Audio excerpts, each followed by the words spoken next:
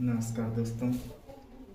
आज हम नवोदय प्रवेश परीक्षा में पूछे जाने वाले कुछ महत्वपूर्ण प्रश्नों के बारे में चर्चा करेंगे, जिसमें आपको पूछा जाता है कि प्राकृतिक संख्याओं में सबसे छोटी संख्या। पहली बात तो हमें पता होना चाहिए कि प्राकृतिक संख्या किसे कहते हैं। तो प्राकृतिक संख्या वे संख्याएं जिनको हम गिनने में प्रयोग करते हैं उन्हें क्या कहते हैं? प्राकृतिक संख्या कहते हैं। तो इसमें कुछ क्वेश्चन पूछते हैं कि बताइए कि सबसे छोटी प्राकृतिक संख्या क्या है। तो सबसे छोटी प्राकृतिक संख्या क्या है? तो हम सबसे छोटी संख्या प्राकृतिक में जीरो को नहीं लेते हैं। तो जीरो को हम प्राकृतिक नहीं लेते हैं।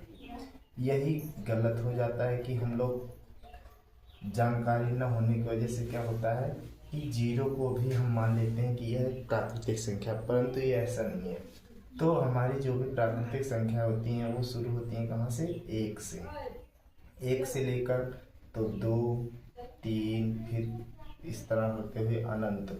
मतलब कि सबसे छोटी प्राकृतिक संख्या तो मिल जाती है, लेकिन सबसे बड़ी प्राकृतिक संख्या को हम नहीं कह सकते हैं कि ये प्राकृतिक संख्या, क्योंकि जैसे ही हम आगे बढ़ते रहते हैं तो इसमें संख्याओं का कहीं भी अंत नहीं है। अगर आप कहोगे कि 100 बड़ी संख्या है तो 100 बड़ी नहीं संख्या, 100 से भी बड़ी संख्या है, 101 भी तो उससे बड़ी है। तो हम ऐसा नहीं कह सकते हैं कि प्राकृतिक संख्या में सबसे बड़ी संख्या कौन सी है। सबसे छोटी संख्या तो है कि हम सबसे छोटी संख्या 1 कहेंगे, ये हमको मिल जाती है। और अगर इसमें ऐसे सवाल बनते हैं कि जैसे एक अंक की सबसे बड़ी संख्या, तो एक अंक की सबसे बड़ी संख्या क्या होती है? 9। और सबसे छोटी संख्या क्या होती है? 1।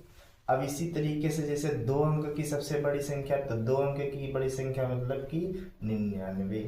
और 3 अंक की, तो इसी प्रकार हम क्या करेंगे कि 1 9 बढ़ाते जाते हैं और हमको उतने ही अंक की बड़ी संख्या मिलती जाती है। तो इस प्रकार हम बता सकते हैं कि सबसे छोटी प्राकृतिक संख्या कौन सी है?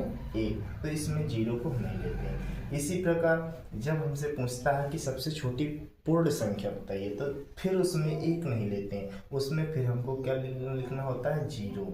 क्योंकि जीरो को ही सबसे छोटी पूर्ण संख्या माना गया है, क्योंकि ये पहले से ये संख्या हमें प्रयोग होती है, गिनने में प्रयोग होती है। तो जीरो की तो कोई वैल्यू नहीं होती है, परंतु कहाँ पर वैल्यू होती है? ये इसका एक स्थान होता है। यदि ये संख्याओं के आगे लगता है तो जीरो का कुछ महत्व नहीं होता है, यदि संख्या के बाद आता है तो उसका 10 गुना मान बढ़ जाता है।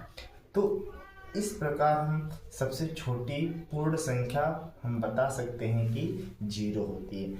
अब इसमें भी जीरो से लेकर क्या होता है, ये भी अनंत तक जाती है। तो इसमें भी हम बता नहीं सकते हैं कि बड़ी पूर्ण संख्या कौन सी होगी। तो इस प्रकार सबसे छोटी पूर्ण संख्या क्या होती है? जीरो होती है। बहुत कंफ्यूजन होता है, तो इसको अच्छे से जब हमें पता होता है तो हम कन्फर्म कह सकते हैं कि ये संख्या सबसे छोटी होती है। अब सम संख्या क्या होती है? तो सम संख्या वे संख्या होती हैं जो 2 से पूरी कट जाती है, मतलब कि 2 से पूर्णतः विभाजित हो जाती है, कोई शेष नहीं बचता। जैसे ऐसी संख्याएं जैसे कि 4, 2, 4, 6, 8 तो इस तरह अनंत तक इसकी भी कोई भी वैल्यू नहीं है कि ये कहाँ तक संख्याएं चलती है। तो अब ऐसे आप देखोगे कि इसमें जो भी संख्याएं ली गई हैं उसमें अगर हम 2 से भाग देते हैं तो उसमें भी कुछ भी शेष नहीं बचता है। जैसे 2 का ऐसे काटा तो इसमें कुछ शेष नहीं बचा है। तो ऐसी संख्याएं जो 2 से पूर्णतः विभाजित होती है उन्हें क्या बोलते हैं? सम संख्याएं बोलते हैं। विषम संख्याएं क्या होती है? अब इसी का आप इससे देख सकते हैं कि जो संख्याएं 2 से नहीं कटती हैं उन्हें क्या कहते हैं? विषम संख्या कहते हैं। तो इनके बीच में जो भी संख्या होंगी उनको एक छोड़ के क्या मिल जाती है? विषम संख्या। तो एक सम संख्या होती है, उसके बाद एक विषम संख्या होती है। तो शुरू कहाँ से होता है? 1 से। एक विषम संख्या, तो पहले विषम मिलेगी, फिर सम मिलेगी, फिर विषम मिलेगी, फिर सम मिलेगी, इसी तरह लगातार क्रम से ये संख्या मिलती रहती है। तो सबसे छोटी विषम संख्या क्या हुई? 1। और इधर से चालू होते हुए कितने पहुंच जाएगी? अनंत तक। अब आती है संख्या भाज्य संख्या। इसमें बहुत सारे क्वेश्चन पूछते हैं कि बताइए कि भाज्य सबसे छोटी भाज्य संख्या कौन सी है। तो सबसे छोटी भाज्य संख्या, देखो भाज्य संख्या उसे कहते हैं जिसके 2 से ज़्यादा क्या हो, गुणनखंड हो, वो दो संख्याओं से ज़्यादा से कटती हो। तो मतलब कि अगर हम कहें कि एक, ये जीरो, तो जीरो इसको तो ना तो हम भाज्य कह सकते हैं ना तो अभाज्य कह सकते हैं। तो इस प्रकार हम बता सकते हैं कि भाज्य संख्या के ऐसे ऐसी संख्या होती है जो जिसके गुणनखंड कितने होते हैं, दो से ज़्यादा गुणनखंड होते हैं। तो हम इन दोनों संख्याओं को भाज्य संख्या नहीं मानते हैं, और दो इसी के साथ दो भी को भाज्य संख्या नहीं मानते हैं। तो कहाँ से हम मानेंगे? तो देखो, इन जो भी ये संख्याएं होती हैं ये सब क्या है, ये अभाज्य संख्या है, क्योंकि इनके केवल कितने गुणनखंड होते हैं, दो गुणनखंड होते हैं। जैसे तीन है तो तीन की कितने गुणनखंड है, एक, एक से कट सकती है और तीन से कट सकती है, इसके अलावा कोई गुणनखंड नहीं होता है। तो इसलिए इन जो भी ये संख्या होती है इनको भाज्य संख्या हम नहीं कहेंगे। कहाँ से चालू होता है, चार से। तो सबसे छोटी भाज्य संख्या कौन सी होगी, चार। तो इससे बहुत बहुत प्रत्येक बार लगभग पूछा जाता है कि सबसे छोटी भाज्य संख्या कौन सी होती है। तो कंफ्यूजन में आप क्या कर देते हैं कि दो में लगा देते हैं। ऐसा नहीं है, क्योंकि कि ये संख्याओं के केवल दो ही गुणनखंड होते हैं। ऐसे हमें परिभाषा के माध्यम से इन क्वेश्चनों को याद करने में अधिक दिनों तक सहायता मिलती है। तो हम अगर परिभाषा में ही अगर हमको याद रहेगी तो हम बहुत ही आसानी से इसको बता सकते हैं कि सबसे छोटी भाज्य संख्या कौन सी होती है। तो सबसे छोटी भाज्य संख्या 4 ही होती है, यहाँ से सबसे छोटी चालू होती है, और इससे बड़ी तो इस तरह से, तो इस तरह आगे बढ़ती जाती हैं। अब आती है बात अभाज्य संख्या में। तो अभाज्य संख्या में तो जीरो और एक को छोड़ देते हैं। तो पहली अभाज्य संख्या कौन सी होती है, दो। अब ये कैसे, तो अभाज्य संख्या की परिभाषा होती है कि ऐसी संख्या जिसके केवल दो गुणनखंड होते हैं, वो केवल दो ही संख्याओं से कटता है, एक तो स्वयं से कटता है और एक से कट जाती है। तो ऐसी संख्याएं जिनके केवल दो गुणनखंड होते हैं उन्हें क्या कहते हैं, अभाज्य संख्या कहते हैं।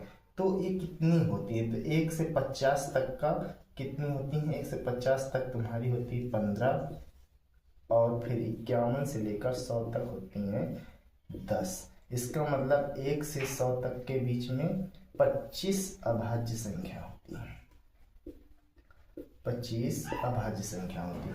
तो ये हमको ज्ञान होना चाहिए कि कितने, कभी कभी ऐसे ही डायरेक्ट पूछ लेता है कि 1 से 50 तक की संख्याओं के बीच में कितनी अभाज्य संख्या होती है। तो उसमें हमें पता है कि 1 से 50 तक में 15 अभाज्य संख्या होती हैं, और 1 से 100 तक में पूरी 25 अभाज्य संख्या होती है। तो 51 से 100 के बीच में 10 होती है, 1 से 50 के बीच में 15 होती है। दोनों मिला के कितनी हो जाएंगी, 1 से पूरी 25।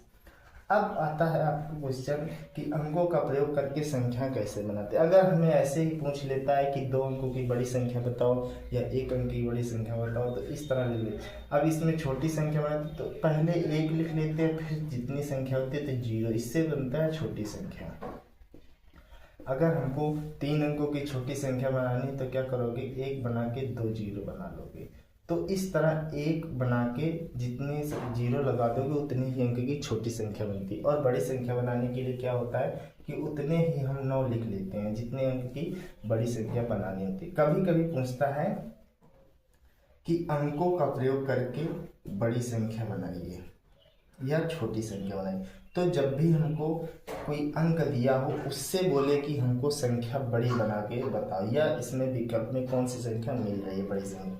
तो जब भी हमको कोई अंक दिया हो और उसके अनुसार हमें बड़ी संख्या या छोटी संख्या बनानी हो तो क्या करते हैं, सबसे बड़ी, जब बड़ी संख्या बनाते हैं तो क्या करते हैं, संख्याओं को हम सबसे पहले बड़ी संख्या लिखते हैं जब हमको बड़ी संख्या बनानी होती है। तो सबसे बड़ी संख्या कौन है इसमें, 5, फिर क्या है, फिर 4 है, और फिर 2 है, फिर 0, तब लास्ट में शून्य को रखते हैं। इस प्रकार से हमको कौन सी संख्या मिल जाती है, बड़ी संख्या। अगर इसी का प्रयोग करके हमें छोटी संख्या बनानी होती है तो क्या करते हैं, सबसे पहले सबसे छोटी संख्या लिखते हैं। तो इसमें 0 को नहीं लिखते हैं, पहले 0 को छोड़ देते हैं। तो पहले छोटी संख्या की लिखोगे 2, और फिर क्या लिखोगे, 0। अब जो भी संख्या उससे बड़ी होती है तो ऐसे लिखते हैं। तो अंकों का प्रयोग करके हम छोटी संख्या इस तरह बनाएंगे, बड़ी संख्या इस तरह बनाएंगे। अगर हम 0 से चालू करेंगे तो आप ऐसे लिख लोगे। अगर तो हम अभी आपको बताए हैं कि अगर 0 किसी के पहले होता है तो उसका मान नहीं होता। तो ऐसे ये संख्या हम क्या पढ़ेंगे, 245। जिससे हमारा जो भी आंसर हो गलत हो, क्योंकि ये 3 अंक भी माने जाएंगे। हमको कौन से 4 अंक प्रयोग करने हैं, तो 4 अंक प्रयोग करोगे, अगर 0 यहाँ प्रयोग कर दोगे तो इसका कोई वैल्यू नहीं होगा, इसलिए 2 या 3 अंक के हो जाएंगे। तो हमेशा जब भी छोटी संख्या बनानी हो और 0 का प्रयोग करना हो तो हमें पहले सबसे छोटी संख्या लिखते हैं, उसके बाद ही 0 का प्रयोग करते हैं। तो इस प्रकार हम अंकों का प्रयोग करके छोटी संख्या या बड़ी संख्या बना सकते हैं। या हमको अगर कोई भी 2 अंक 3 अंक की छोटी संख्या बड़ी संख्या बनाने को कहता है तो हम डायरेक्ट इस तरह के अंकों का लिख के वो छोटी संख्या या बड़ी संख्या बता सकते हैं। अब हम आशा करते हैं कि आप लोगों को इन संख्याओं से जो भी प्रश्न पूछे जाएंगे उसको बहुत ही आसानी से आप लोग आंसर दे सकते हैं। आपको यह वीडियो कैसा लगा, और आप लोग सभी हमारे इस वीडियो को लाइक करें, जो भी लोग नए हैं हमारे वीडियो को चैनल को सब्सक्राइब करें। धन्यवाद। और अगला वीडियो जल्द ही आप लोगों को बहुत जल्द मिल जाएगा।